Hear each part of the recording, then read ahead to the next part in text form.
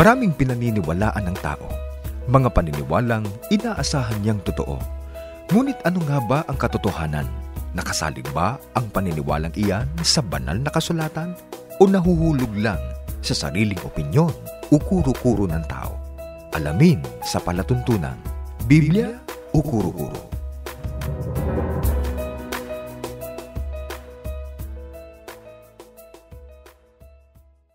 Welcome po sa ating palatuntunan, Biblia o Kuro-Kuro. Sana po ay muli nyo kaming samahan sa may kalahating oras po na pagtalakay. Ako po ang kapatid na Orly de Guzman.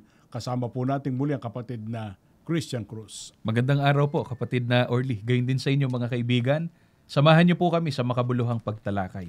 Sa buhay na ito, alam na alam ng marami, kapatid na Christian, na natural na ang tao ay magkaroon ng problema. Opo. Dumadaan sa happy, sa mga kabiguan, at sa iba't ibang mga intindihin sa buhay na ito na inihahanap naman ng tao ng lunas. Malaki man o maliit man na maituturing ang problema, ang iniisip ng tao paano niya ito sosolusyonan. Tama lang po at natural lang po yun sapagkat alam po ng tao na pagka yung kanyang suliranin ay hindi niya po hinanapan ng lunas, magdudulot po sa kanya yung suliranin niya ng kalungkutan, ng kadalamhatian, ng kabiguan. Yung maliit na problema, pagka hindi nakita ang tamang solusyon, malamang lumaki yun. Opo. At yung malaking problema, lalong lalaki. Yun nga po. Pag hindi sinolusyonan o kaya mali ang naging solusyon ng tao. Opo. Pero merong mas malaking problema ang tao, kapatid ng Christian. Opo. At ito nga po ang ating tatalakayin sa pagkakataon pong ito. Liwanagin natin alang-alang sa mga nagsusuri, kapatid na Christian, anong karaniwang suliranin o problema na nararanasan ng tao sa mundong ito? Pakinggan po ninyo mga kaibigan ang nakasulat po dito po sa Mateo 6:25. Ganito ang ating mababasa. Pakinggan po ninyo. Kaya nga sinasabi ko sa inyo, huwag kayong mga balisa sa inyong pamumuhay, kung ano baga ang inyong kakanin o kung ano ang inyong iinumin. Kahit ang inyong katawan, kung ano ang inyong daramtin. Hindi baga mahigit ang buhay kaysa pagkain at ang katawan kaysa pananamit. Kapatid na Orly, ito po ang karaniwang suliranin po ng tao. Ang nauukol po sa kanyang pamumuhay tungkol po sa pagkain, sa kanyang pananamit, sa kanyang tahanan. Talagang ito po ang suliranin po ng tao. Habang lumalaki ang pamilya, lumalaki ang pangangailangan. Opo. Kaya dapat na harapin talaga ng tao yan. Kasi pag pinabayaan ng tao ang para sa buhay na ito, yung problema ay manganganak pa ng panibagong problema. Totoo po. Pero ito, tanong kapatid na Christian, noong bang una ay problema ng mga tao ang tungkol sa kanyang ikabubuhay? Alamin po natin yan. Pakinggan po ninyo mga kaibigan ang sinasabi po ng banal na kasulatan. Dito po natin basahin sa Genesis sa 2:8 hanggang 9. Ganito po ang nakasulat. Pakinggan po ninyo. At naglagay ang Panginoong Diyos ng isang halamanan sa Eden, sa dakong silanganan, at inilagay niya roon ng taong kanyang nilalang. At pinatubo ng Panginoong Diyos sa lupa ang lahat na punong kahoy na nakalulugod sa paningin at mabubuting kanin. Gayon din ang punong kahoy ng buhay sa gitna ng halamanan, at ang punong kahoy ng pagkakilala ng mabuti at masama. Kapatid na Orly, pinatutunayan po sa atin ng Biblia na noon pong unang panahon, wala pong problema ang tao tungkol sa kanyang ikabubuhay sapagkat kumpleto po ang pinaglagyan ng Panginoong Diyos sa mga unang tao na kanyang nilalang batay po sa kanilang pangangailangan. Inilagay ang mga unang tao doon sa halamanan ng Eden. Opo. Ano ba naroon sa halamanan ng Eden? Ayun po, sa binasa nating talata, naroon po ang punong kahoy na nakalulugod sa paningin at mabubuting kanin. At higit sa lahat, naroon po ang punong kahoy ng buhay. Kaya sa ibang mga salin ng Biblia, tinatawag ang halamanan ng Eden na paraiso. Opo. Kasi lahat ng kailangan ng tao nung mga panahon yun nandoon sa halamanan ng Eden. Hindi na kailangang magpagal o magpakasakit pa para matustusan ng kanilang pangangailangan. Opo. Pero baka ang gustong itanong ng mga nagsusuri, kapatid na Christian, ganun pala, inilagay pala ng Diyos ang mga unang tao doon sa paraiso. Bakit hindi ganyan ang kinagisnan ng maraming tao sa kasalukuyan? Alamin po natin ang dahilan. Basahin natin dito po sa Biblia. Sa Henesis sa 3:17 hanggang 19, ganito po ang nakasulat. Pakinggan po ninyo, mga kaibigan. At kay Adam ay sinabi, sapagkat inyong dininig ang tinig ng iyong asawa at kumain ka ng bunga ng punong kahoy na aking iniutos sa iyo, na sinabi, huwag kang kakain iyon. Sumpain ng lupa dahil sa iyo. Kakain ka sa kanya sa pamamagitan ng iyong pagpapagal sa lahat ng mga araw ng iyong buhay. Ang isisibol niyaon sa iyo ay mga tinik at mga dawag, at kakain ka ng pananim sa parang. Sa pawis ng iyong mukha ay kakain ka ng tinapay, hanggang sa ikaw ay mauwi sa lupa, sapagkat diyan ka kinuha, sapagkat ikaw ay alabok, at sa alabok ka uuwi. Kapatid na Orly, ito po ang dahilan kung bakit hindi po kinagisnan ng mga tao ang magandang kalagayan po noon ng mga unang tao nila Adan at ni Eva, sapagkat sila po ay nagkasala laban sa ating Panginoong Diyos. At nung sila'y magkasala, ipinasya ng Panginoon Diyos sa mga tao. Sila po ay sinumpa ng ating Panginoong Diyos.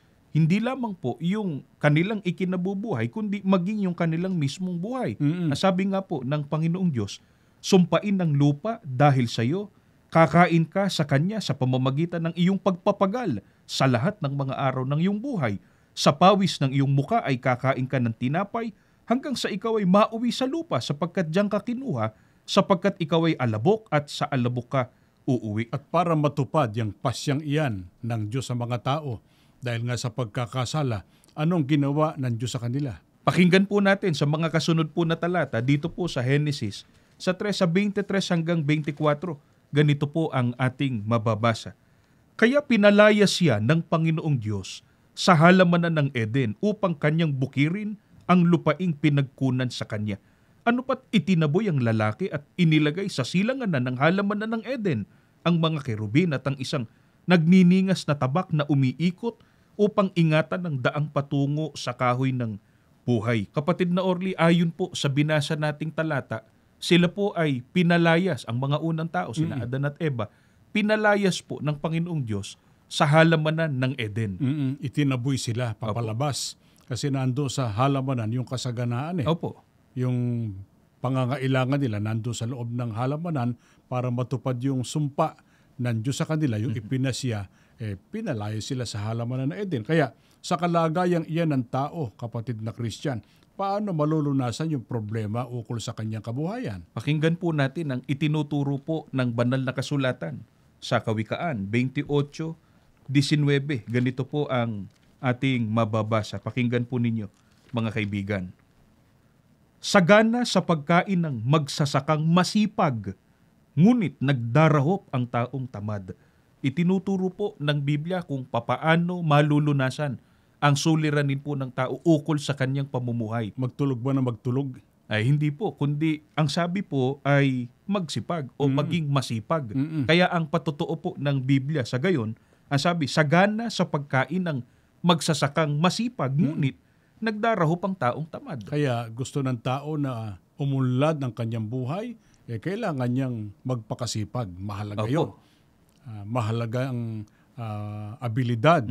Mahalaga na ang tao ay may pagsisikap na umunlad ang kanyang buhay.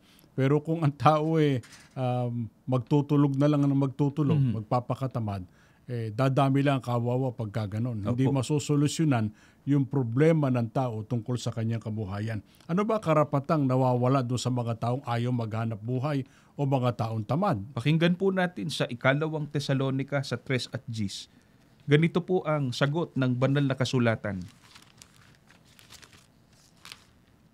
Sapagkat noon pa mang kami ay kasama ninyo, ay aming iniutos ito sa inyo.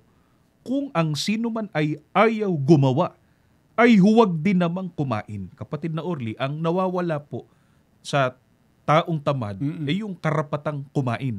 Sapagkat maliwanag po ang nasa Biblia. Kung ang sino man ay ayaw gumawa, tamad nga po, huwag din naman anyang kumain. Walang tao na ang gusto'y magutom siya. Siyempre, ang gusto natin ay matustusan ang ating pangangailangan. Pero kailangan pong kasipagan. Yun ang solusyon sa isang problema ng tao tungkol sa kanyang kabuhayan. Dapat siyang maging masipag, dapat siyang maging matyaga, kailangan din, kapatid na Christian, ang abilidad Opo. para yung kanyang pangarap ay magkaroon ng kaganapan o magkaroon ng katuparan. Ano pa isang problema ng tao, kapatid na Christian, ayon sa pagtuturo ng ating Panginoong Hesukristo? Pakinggan po ninyo mga kaibigan ang pahayag po, pagtuturo ng Panginoong Hesukristo dito po sa Marcos 8:36 hanggang 37. Ganito po ang ating mababasa. Anong pakinabang ng isang tao makamtan man niya ang buong sanlibutan kung mapapahamak naman ng kanyang kaluluwa? At ano ang maibibigay ng tao kapalit ng kanyang kaluluwa?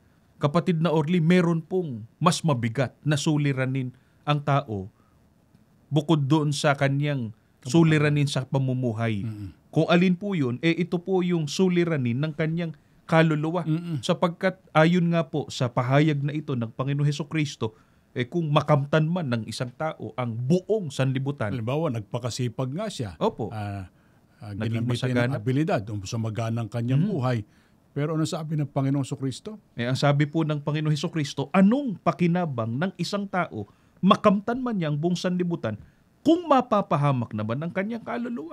Sa makatwid, pinatutunayan po na wala po, hindi niya pakikinabangan anuman ang nataglay niya sa mundong ito kung mapapahamak ang kanyang kaluluwa. Alin ba yung binabanggit diyan sa talatang binasa natin na pahayag ng Panginoong Hesukristo na kapahamakan ng kaluluwa na maaaring dumating sa tao? Ito po ang itinakda na pagbabayad sa kasalanan.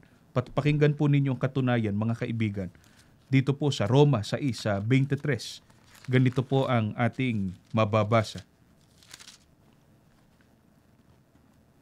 Sapagkat ang kabayaran ng kasalanan ay kamatayan. Datapwat ang kaloob na walang bayad ng Diyos ay buhay na walang hanggan kay Kristo Jesus na Panginoon natin. Kapatid na Orly, ang nakatakdang kapahamakan po sa mga tao ay yung pagbabayad nga po sa kanyang nagawang kasalanan. At ang bayad po sa nagawang kasalanan ng tao, kamatayan. At maaaring naalala pa ng mga sumusubaybay na mula nang ang mga unang tao ay nagkasala, tinakdaan na sila ng kamatayan. Opo. Kaya ang kamatayan ay pumasok sa tao dahil sa pagkakasala. Pero ang ibig ba sabihin kung ang tao ay malagutan ng hininga, mamatay, ay nakabayad na siya sa Diyos sa kanyang mga nagawang pagkakasala? Hindi po, sapagkat meron pong kamatayang ganap na kabayaran ng kasalanan. Kung alin po yun, mga kaibigan, pakinggan po ninyo ang itinuturo pa ng banal na kasulatan. Dito po, Apokalipsis 21:8. Ganito ang ating mababasa.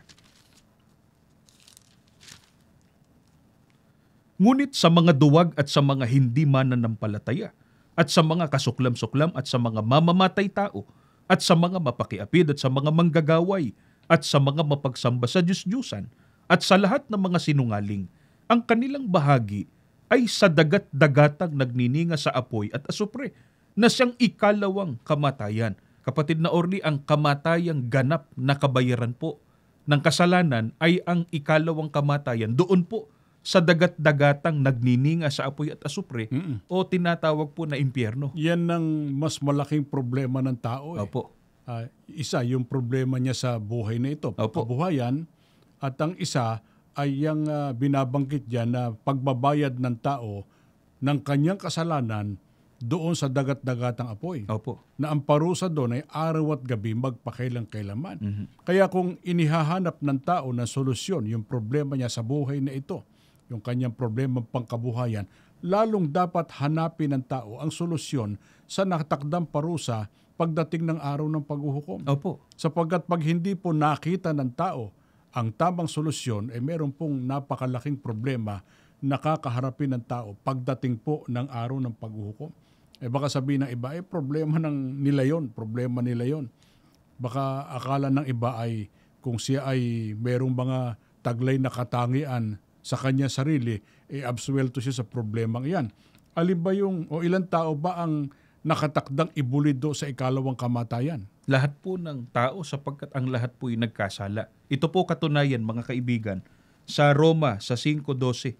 Ganito po ang ating mababasa. Pakinggan po ninyo. Kaya kung paano na sa pamamagitan ng isang tao ay pumasok ang kasalanan sa sanlibutan, at ang kamatay ay sa pamamagitan ng kasalanan. At sa ganito'y ang kamatayan ay naranasan ng lahat ng mga tao sapagkat ang lahat ay nangagkasala. Pinatutunayan po ng Biblia na ang lahat po ng tao, maliban po sa Panginoong Hesukristo, ay nagkasala. Kaya lahat po ng tao ay kailangang magbayad sa nagawang kasalanan, nanganganib na maibuli doon sa dagat-dagatang apoy. Kaya lahat ng tao ay dapat na magsikap na makita yung tamang solusyon Opo. sa pinakamabigat na problema ng tao. Yung pagbabayad niya ng kanyang kasalanan doon po sa dagat-dagatang apoy pagdating ng araw ng paghuhukom. Opo. Kaya kung nagsisikap ang tao na umasenso, umunlad, matupad yung kanyang pangarap sa buhay na ito, ay lalong dapat magsikap ang tao na matuklasan niya ano ang solusyon sa pinakamabigat na problema ng tao pagdating ng araw ng paghuhukom. Itinuro ba ng Panginoong Hesukristo kung ano dapat gawin ng tao para hindi siya mapabilang doon sa mga ibubulid sa walang hanggang kaparusahan? Opo. Pakinggan po ninyo mga kaibigan ng pagtuturo ng Panginoong Hesukristo sa Mateo 6:31 hanggang 33. Ganito po ang ating mababasa. Pakinggan po ninyo mga kaibigan. Kaya huwag kayong mga balisa na mangagsabi, ano ang aming kakanin o ano ang aming iinumin o anong aming daramtin? Sapagkat ang lahat ng mga bagay na ito ay siyang pinaghahanap ng mga hentil, yamang talastas ng inyong ama sa kalangitan, na kinakailangan ninyo ang lahat ng mga bagay na ito. Datapwat, hanapin muna ninyo ang kanyang kaharian at ang kanyang katwiran, at ang lahat ng mga bagay na ito ay pawang idaragdag sa inyo. Kapatid na Orly, itinuro po ng Panginoong Hesukristo kung ano po ang lunas sa napakabigat na suliranin po ng tao, na ito nga ay ang suliranin ng kanyang kaluluwa. Ang lunas po na itinuro ng Panginoong Hesukristo, ang sabi po, hanapin muna ninyo ang kanyang kaharian at ang kanyang katwiran. Pagka sinabing hanapin muna, top priority yan. Opo. Hindi dapat na ipagwalang bahala. Hindi dapat na huliyan. Opo. Baka nagkamali nga iba, inuna yung pangkabuhayan niya, pagkatapos na wala ng panahon, diyan ipinagagawang iyan ng ating Panginoong Hesukristo. Unahin natin yung katwiran. Alin ba yung katwiran na kasama ng kaharian na dapat hanapin ng tao at bakit yan ang luna sa pinakamabigat na problema ng tao? Pakinggan po ninyo mga kaibigan. Biblia pa rin po, Roma sa 1:16 hanggang 17. Ganito po ang ating mababasa. Sapagkat hindi ko ikinahihiya ang ebanghelyo, sapagkat siyang kapangyarihan ng Diyos sa ikaliligtas ng bawat sumasampalataya, unay sa Hudyo at gayon din sa Griego. Sapagkat dito ang katwiran ng Diyos ay nahahayag mula sa pananampalataya hanggang sa pananampalataya, gaya ng nasusulat, ngunit ang ganap ay mabubuhay sa pamamagitan ng pananampalataya.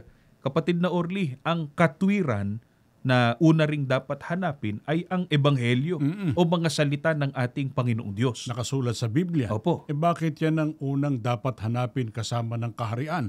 Ano kinalaman yan sa pinakamabigat na problema ng tao na nakatakda siyang ibulid sa walang hanggang kaparusahan? Maliwanag po ang nakasulat po sa binasang talata na ang ebanghelyo, mga salita ng Diyos na nakasulat sa Biblia, siyang kapangyarihan ng Diyos sa ikaliligtas ng bawat sumasampalataya. Kaya ang dapat pong pagbatayan ng buhay, pamumuhay, lalo pa nga ng paglilingkod po natin sa ating Panginoon Diyos ay ang ebanghelyo o ang mga salita po ng Diyos sa Biblia. Hindi po opinyon, hindi po kuro-kuro, hindi kaalaman ng tao, hindi yung mga ine-endorse ng iba't ibang tao na kaalaman daw at makatutulong sa kanya. Pag ang pag-uusap ay kaligtasan, ang dapat po natin pagbatayan, mga salita po ng Diyos na nakasulat po dito sa Biblia. Kaya nga Iglesia ni Cristo, lahat ng ating sinusunod dito, pawang ayon po sa Biblia, sapagkat ito po ang kapangyarihan ng Diyos sa ikapagtatamo ng tao ng kaligtasan. Alin naman yung kaharian na kasama ng katwiran o ng ebanghelyo na dapat ding hanapin ng tao ayon sa ating Panginoong Hesukristo? Pakinggan po natin sa Biblia pa rin. Kolosas sa 1:12 hanggang 14. Ganito ang ating mababasa. Lagi nawa kayong magpasalamat sa Ama dahil ginawa niya tayong karapat-dapat na makabahagi sa mamanahin ng mga kabilang sa kanyang kaharian ng kaliwanagan. Iniligtas tayo ng Diyos mula sa kapangyarihan ng kadiliman at inilipat tayo sa kaharian ng kanyang minamahal na anak. Dahil sa dugo ni Kristong nabuhos, tayo'y natubos na at napatawad na ang ating mga kasalanan. Kapatid na Orly, ang kaharian na ipinahahanap din ng Panginoong Hesukristo, ito po ang kaharian ng anak na binabanggit sa binasa nating talata na siyang kinaroroonan ng katubusan. Kaharian ng Panginoong Hesukristo. Opo. At makikilala naman kung alin yung kaharian ng ating Panginoong Hesukristo. Opo. Tiniyak sa atin, ano raw naroon? Ayon po sa binasa natin, naroon po ang katubusan, kapatawaran ng ating mga kasalanan. Kaya kung aling relihiyon po o iglesia ang tinitiyak po ng Biblia na binili o tinubos ng dugo ng Panginoong Hesukristo, ito ang kaharian ng anak na kasama ng katwiran na unang dapat pong hanapin ng tao. At tiniyak kung ano pakinabang ng mga tao na nasa kaharian ng anak na tinubos ng dugo ni Kristo batay dyan sa talata na ating binasa. Opo, sila po ang napatawad na sa kasalanan. Kaya talagang nasolusyonan po yung napakabigat na suliranin ng tao. Kaya magmamana na ng mga pangako ng ating Panginoon Diyos. Opo. Ngayon, ang problema sa iba, hindi nila alam kung alin niyang tinubos ng dugo ni Kristo, aling iglesia yun, anong relihiyon yun. Kasi lahat naman ng relihiyon ngayon yung mga tagapangaral nila sinasabi, ang kanilang samahan, ang kanilang relihiyon, yun ang tinubos ng dugo ng ating Panginoong Hesukristo. Pero para huwag tayong magkamali, siyempre, Biblia ang ating batayan. Opo. Ayon sa Biblia, aling iglesia ang tinubos ng dugo ni Kristo, ito ang kaharian ng anak na ipinahahanap po ng Panginoong Hesukristo. Pakinggan po ninyo mga kaibigan ang nakasulat po sa Biblia. Dito po sa Gawa sa 20:28 mula po sa salin ni Ginoong George M. Lamsa, sa pagkakaliwat na po sa ating wika. Pakinggan po ninyo. Ingatan ninyo kung gayon ang inyong sarili at ang buong kawan, narito'y hinirang kayo ng Espiritu Santo na mga katiwala upang pakanin ang iglesia ni Kristo na binili niya ng kanyang dugo. Ang kaharian po ng anak na ang pagkakakilanlan po'y kinaroroonan ng katubusan, ito po ang iglesia ni Kristo. Sapagkat pinatutunayan po sa binasang talata, ang iglesia ni Kristo ang binili o tinubos ng dugo ni Kristo. Kaya aling iglesia ang unang dapat hanapin ng tao. At sa loob noon, magagawa ng tao na masunod ang katwiran o ang mga salita ng ating Panginoon Diyos. Ito po ang iglesia ni Kristo. Kaya ang lunas po sa napakabigat na suliranin ng tao ay ang pag-anib niya sa loob ng tunay na iglesia ni Kristo. Pero sabi ng iba, masyado raw tayong adalentado. Yan ang kantyaw nila. Bakit daw hindi na lang hintayin munang maghukom para sa araw ng paghuhukom, magkaalaman niya, magkaintindihan. Kayo ba ligtas o kami ang maliligtas? Ayon sa Biblia, kailangan pa bang hintayin natin ang pagdating ng araw ng paghuhukom para lang malaman ng tao kung sino ang mga taong tiyak na maliligtas? Ay hindi na po, sapagkat noon pa man po, nakasulat na po sa Biblia kung sino tiyak na maliligtas. Kung sino po, pakinggan ninyo mga kaibigan, ang nakasulat po dito sa Roma, sa 5:8 hanggang 9. Ganito po ang ating mababasa. Ngunit ipinadama ng Diyos ang kanyang pag-ibig sa atin nang mamatay si Kristo para sa atin noong tayo'y makasalanan pa. At ngayong napawalang sala na tayo sa pamamagitan ng kanyang dugo, lalo nang tiyak na maliligtas tayo sa puot ng Diyos sa pamamagitan niya. Kapatid na Orly, talagang noon pa man, nakasulat na po talaga sa Biblia kung sino ang tiyak na maliligtas. Sila po ay ang mga napawalang sala sa pamamagitan ng dugo ng Panginoong Hesukristo. At ang mga napawalang sala sa pamamagitan ng dugo ng Panginoong Hesukristo ay ang iglesia ni Kristo. Opo. Sapagkat ito ang tinubos ng dugo ng ating Panginoong Hesukristo. Saan makararating pangako ng ating Panginoon Diyos sa mga tao na nasakop ng pagtubos ng dugo ni Kristo, mga kaanib sa iglesia ni Kristo, na doon, kapatid na Christian, ay masosolusyonan yung dalawang problema ng tao. problema niya sa kabuhayan, sa pamumuhay, at problema ng kanyang kaluluwa. Pakinggan po natin ang sagot po ng banal na kasulatan. Dito po sa Apokalipsis, sa 7, sa 13 hanggang 17.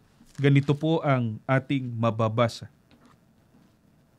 At sumagot ang isa sa matatanda na nagsasabi sa akin, ang mga ito na nangadaramtan ng mapuputing damit ay sino-sino at saan nagsipanggaling. At sinabi ko sa kanya, Panginoon ko, ikaw ang nakakaalam, at sinabi niya sa akin, ang mga ito'y ang nanggaling sa malaking kapighatian at nangaghugas ng kanilang mga damit at pinaputi sa dugo ng kordero. Kaya't sila'y nasa harapan ng luklukan ng Diyos at nangaglilingkod sa Kanya araw at gabi sa Kanyang templo. At siyang nakaupo sa luklukan ay lulukuban sila ng Kanyang tabernakulo. Sila'y hindi na magugutom pa, ni mauuhaw pa man, ni hindi na sila tatamaan ng araw o ng anumang init, sapagkat ang kordero na nasa gitna ng luklukan ay siyang magiging pastor nila, at sila'y papatnugutan sa mga bukal ng tubig ng buhay at papahirin ng Diyos ang bawat luha ng kanilang mga mata. Kapatid na Orly, kung saan po makararating ang mga tinubos, mga tiyak na maliligtas, doon po sa bayang banal na ipinangako ng ating Panginoong Diyos, na doon po ay naroon ang maluwalhating pamumuhay. Bakit natin natitiyak na ang sinasabi diyan na makararating sa bayang banal ay ang mga tinubos ng dugo ni Kristo, ang Iglesia ni Kristo? Tiniyak po ng banal na kasulatan na ang makararating po doon sa langit, sa bayang banal, sa piling po ng Panginoong Diyos, ay ang mga pinaputi sa dugo ng kordero. Nilinis ang kasalanan. Opo. At ang panlinis, dugo ni Kristo, Opo. na ang tinubos ng dugo ng Panginoong Hesukristo ay ang Iglesia ni Kristo. Opo. At doon ba sa bayang banal, problema pa nang makakarating doon yung mga problema sa mundong ito tungkol sa kanyang kabuhayan? Hindi na po. Naroon po ang lunas, sapagkat doon po ang sabi, sila'y hindi na magugutom pa, ni mauuhaw pa man, ni tatamaan man ng araw o ng anumang init. Sa makatwid, talagang yung suliranin ukol sa pamumuhay nalunasan. At higit sa lahat, yung suliranin ng kaluluwa, lunas na rin po. Sapagkat doon po ay tatamuhin ng tao ang buhay na walang hanggan, buhay na walang kamatayan. Kaya nga pinaglilingkod natin ang paksang ito Opo. Kasi nga may mga tao na ang mentalidad, huwag po kayo magagalit sekundarya lang ang paglilingkod sa Diyos at ang tungkol sa paghanap sa tamang relihiyon. Hindi po ganun. Ito po dapat maging pangunahin ng tao. Kaya doon sa binasa natin hanapin muna, sabi ng Panginoong Hesukristo, ang kanyang kaharian at ang kanyang katwiran. Hindi po dapat na ipagwalang bahala ito ng tao dahil sa kanyang pagkaabala. Opo. O pagkaabala, ano man ang gamitin natin salita tungkol sa buhay na ito. Uunahin po natin ang para sa kapakanan po ng ating kaluluwa. Paghanap po sa kaharian, ito nga pong Iglesia ni Kristo, at ang katwiran ng mga aral ng Diyos sa Biblia, itong ating susundin. May malaki pong kinalaman para tayo ay magtamo ng kaligtasan, makarating po doon sa bayang banal sa piling po ng Diyos at ng ating Panginoong Hesukristo. Sana po itong ating ginawang pagtalakay ay nakatulong po sa inyo at nagsilbing inspirasyon para tayo lalong magsikap na magkasama-sama sa tamang paraan ng paglilingkod po sa Diyos sa loob ng Iglesia ni Kristo. Salamat po sa inyong pagsubaybay. Kami po'y nag-aanyaya. Samahan niyo po kami sa pananalangin. Ama naming Diyos, makapangyarihan ka po sa lahat. Opo.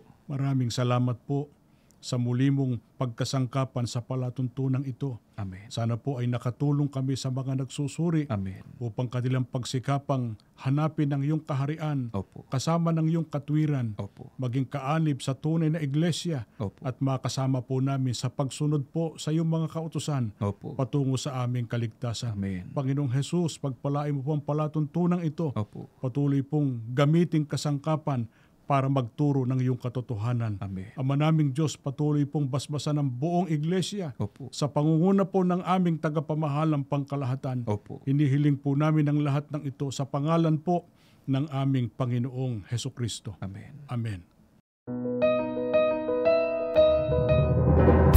Naway nakatulong kami sa inyong patuloy na pagsusuri. Nawa ay nasukat ninyo kung ang inyong pinaniniwalaan ay ayon ba sa Biblia o kuro-kuro lang ng tao. Maraming salamat po sa inyong pagsubaybay sa palatuntunan ito. Sumaatin nawang palagi ang pagpapala ng Panginoong Diyos.